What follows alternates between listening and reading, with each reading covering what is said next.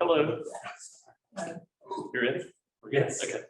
All right, so just have a few items on here for you to go over, just concerning the budget process and what we absolutely have to budget for, and then some very preliminary revenue forecasts. And then it was brought up at the last council meeting to discuss the benchmark comparisons between the village and maybe some other peers out there. So we'll talk about those. Excuse me. So the budget calendar.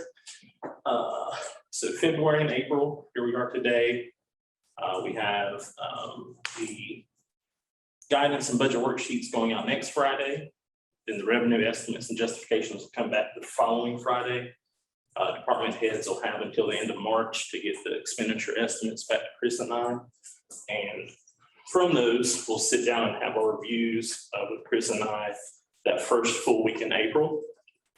And then this is a recommended but needed proposed special meeting date. I think we did one last year where we'll go over the preliminary budget to present to you all, as a workshop meeting just to discuss. And it's really a get ahead of the game before the budget message is actually submitted to you all. That way, in case there's any refinements that need to be made before that message goes out, we have a little bit of time to do that. So I think we went over that date, but if you want to check your calendars, that April 29th Friday is on there for the workshop.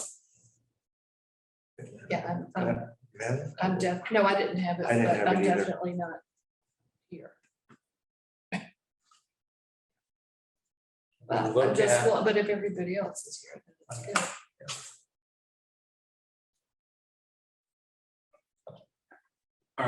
We'll have to circle back on that. Well, we can move it. We have our time. father here, isn't that fine, though? Everybody else is here except for me, So following that meeting, we will get the budget, the recommended budget out to you all and made available for public inspection. During on May 9th, it's the hopeful deadline. Then we'll have a regular meeting on May 20th. That's when we'll schedule a public hearing for, because you have to let your budget get out there for at least 10 days and then schedule a public hearing thereafter. And then we had a if needed date in here or dates in here, just in case after that public hearing, recommendations come in from the public.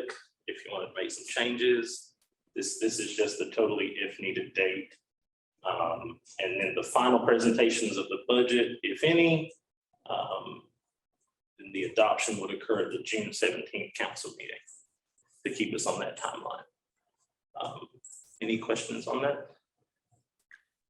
No question, Zach, but just for information for council and staff, I will not be able to make the May 20 regular meeting.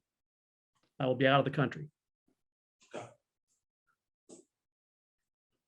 but you can be here the 29th of April, right?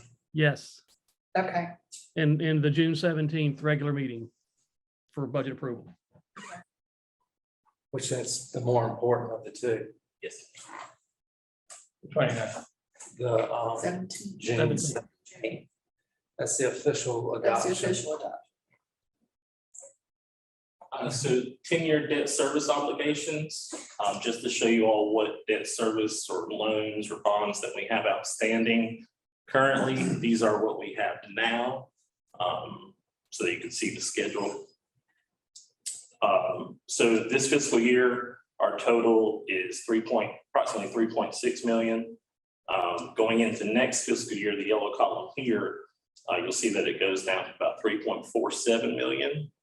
Which is a decrease of $123,000 or 3% over time. And you can see the numbers go down year to year. That's because we're paying those loans off and keeping up with our debt service. Karen, will you go to the next slide? Just a visual again of that chart. Move it down. Okay, let's go to this one, the bottom one. Yep. And you see we have the loans broken out here. That way you can see how they stack. About 3.4 here, and then goes down a tad. And by fiscal year 28, really 27, our debt service, which is mostly the GO bond and the public safety building, is down to a very low minimum. One thing to keep in mind is that that contractor services loan is paid for by revenues from the contractor services rental buildings. So that's not coming in from accommodation taxes or property taxes. It's a separate revenue. We're like I want to emphasize that, very preliminary revenue estimates. But here are our current village-wide tax rates and the breakdown thereof. Island-wide, our tax rate is 0.6863. And you'll see here we have a portion of that reserve that's allocated to our beach debt service loans. And then we also have the MSD rates associated with that beach debt service. Currently, this is off of our tax year 21 scrolls. The preliminary tax scrolls aren't available yet. Property values are at 1.165. I need to take a minute to toot my own horn. I don't do that enough. The estimates that we gave y'all last year, our revenues that came in were $5,000 off of my estimates. So I Whoa, don't do that enough. I'm just saying. I dated that. how did you miss it by so You're much? laughing, Paul? Scott. I missed it by 5,000. I know what. Can That's you pretty do better good. can you do better next year? We'll try to go over next year, right? Yeah. So just to show you all how that equates out. This amount, this $5,955,000 is what we generate off the 0.5113. The $2,485,000 is what we generate that we reserve for the beach debt, for a total of about 8.4 million. Next slide. And here is how we allocate out to the loans that we have outstanding. So we have our public safety building, the $8 million loan. And I think the debt service for next year is 883,000, which gives us this much left from that tax amount. And the total for the GO bond, because we paid off the Marina Park loan in November and the other Marina Park loan last fiscal year, it helped to reduce the amount that we owe this year. So that leaves us with the amount that we have reserved for beach debt as an overage. So we would not be pulling from accommodation taxes for this debt. It would just be coming off of property taxes. Keep that in mind. Next slide, please. Last year, we talked about new property values, tax estimates, going off the information that Stephen got me for the new homes that got issued certificate of occupancies in 2021. We came up with an estimated average price per square foot of about $293 per square foot. And that gives us a total valuation of about 14.3 million that will be adding to the tax base next year, which would generate approximately $98,000 in revenue for the fiscal year.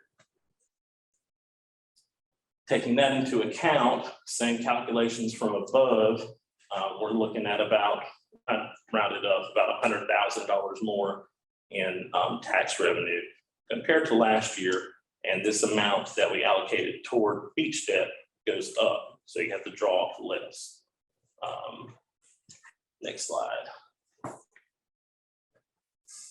So my recommendation would be that we would reallocate less of the amount that we reserve for the beach debt to just our normal island-wide rate here. That way we can use some of those accommodation taxes that are coming in to help pay for some of that debt that we have outstanding, but just for the beach debt service. In doing so, if we were, just take a cent and a half and move it over to operating, you're pulling about $127,000 from accommodation taxes that you would pay off some of that debt with. Similar to what we did this year. I think it's about the same amount that we allocated toward that, which frees up just a little bit more for the general fund for operating. Next slide. So going into accommodation taxes, I just want to show you all the previous 5-year 5 fiscal years that we brought in accommodation taxes and what those amounts were, and those averages by quarter, and what the 5-year average looked like overall. You can see Q1, which is July, August, September, always higher. And Q4, it comes in second. So that's April, May, June. That's how it's split on both ends. Next slide, please, Gary. So keeping that in mind for current year projections, I'll just tear it down. There we go. Right now we have 1.262 million budgeted. Our current collections as of December 31st are 1.324. So we're about $62,000 over budget. And that's like right now, or then actually. So using these averages and pulling them over, we could expect possibly to see almost $400,000, a little bit higher, more come in, because we still have 6 more months to collect on in the fiscal year. And keep in mind that Q4 is our second highest quarter over time. Next slide. Doing that, you can see our 6-year average. If we include this year with those 2 quarters, the 2-quarter averages as baselines, it raises our total average over about 77,000, including this year with those bases. So even though it's going down, the overall trend is still going relatively low, so higher than what it has been. Next slide. All right, so the municipal comparisons. I think some of you all may have already looked at the North Carolina Financial Condition Analysis benchmarking tool provided by the state treasurer and the LGC. So basically what that does is it's a tool available to compare local government statewide. It's compiled by the LGC using the most recently available audit figures statewide. And currently that is the figure of the fiscal year ending 2020. So these are all comparisons based on 2020 numbers. All right, next slide, please. So here are the 3 that I pulled just based on what we could compare. We talked before, but we are a unique municipality. It's a given, right? So we pulled the town of Duck, the town of Blowing Rock. I believe that one was given to us by David Cheatwood to compare with the GEO bonds. So they're probably most comparative to us. And then Holden Beach, we wanted to pull a Brunswick County town in. And they are the only other beach towns in Brunswick County that does not have, they have like 2 lots on the mainland, and that's for their emergency center, their emergency management center. All the other towns have commercial businesses off island. So you have to go, like Oak Island has, the Lowe's food at the Midway and 211 intersection. So the town limits expand that far out. Sunset Beach comes over to Sea Trail and the food line at Sunset Beach. So it comes off island. So this is really the only town that we could pull that's the island only and mostly residential, not a lot of commercial properties added in there. Now, looking at the property valuations, relatively on average, these 3 are all higher than we are, but there's still, I think there is a level of comparison here. The only difference between us and these 3 is that Duck does not have water and sewer. So I don't know if the county provides that for them or what. Next slide, please.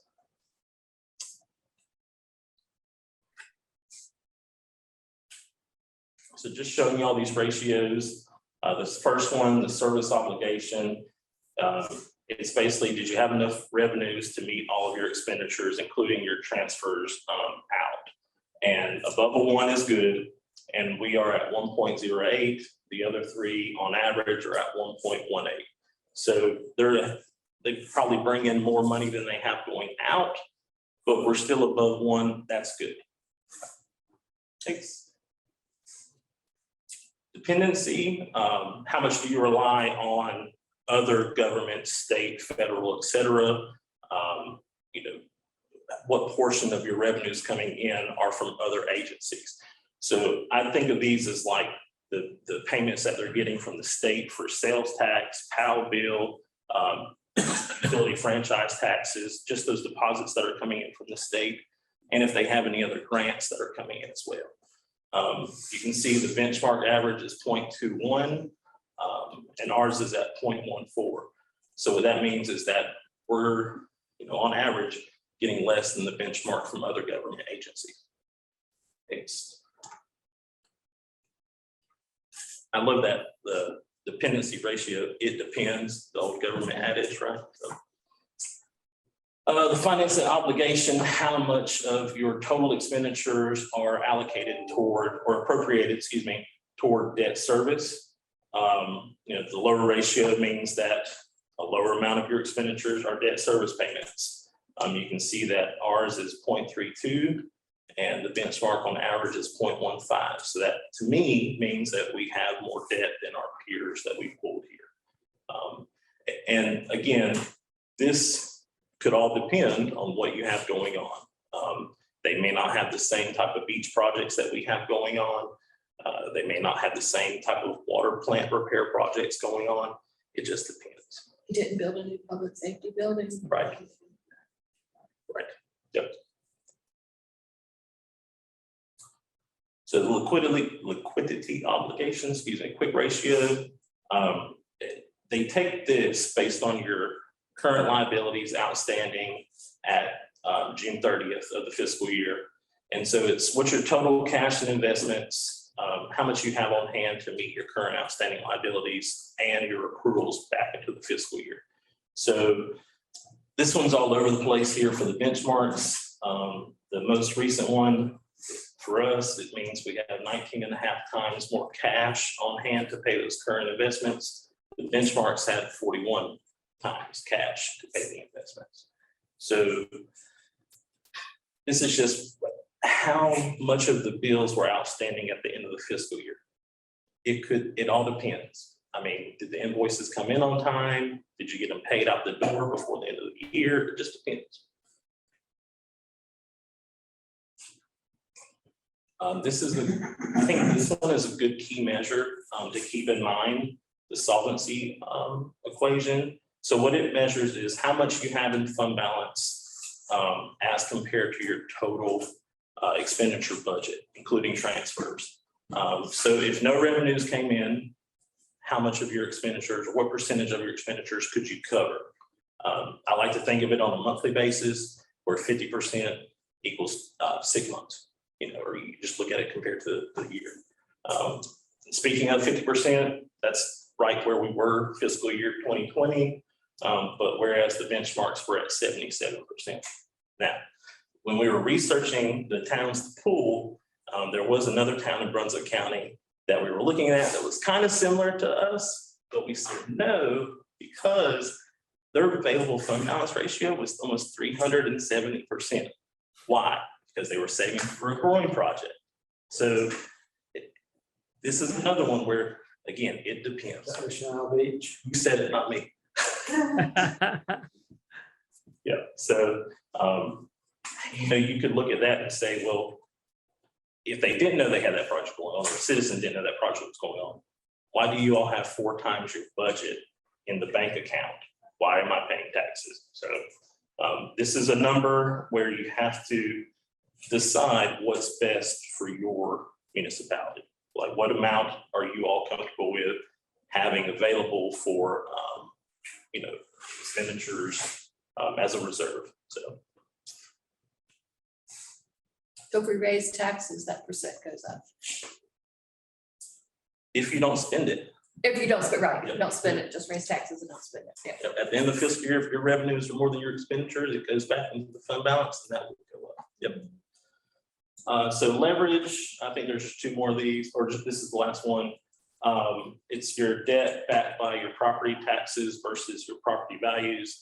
We've kind of seen a derivative of this throughout the past few months, and looking at what potential debt could look like compared to what our property values are.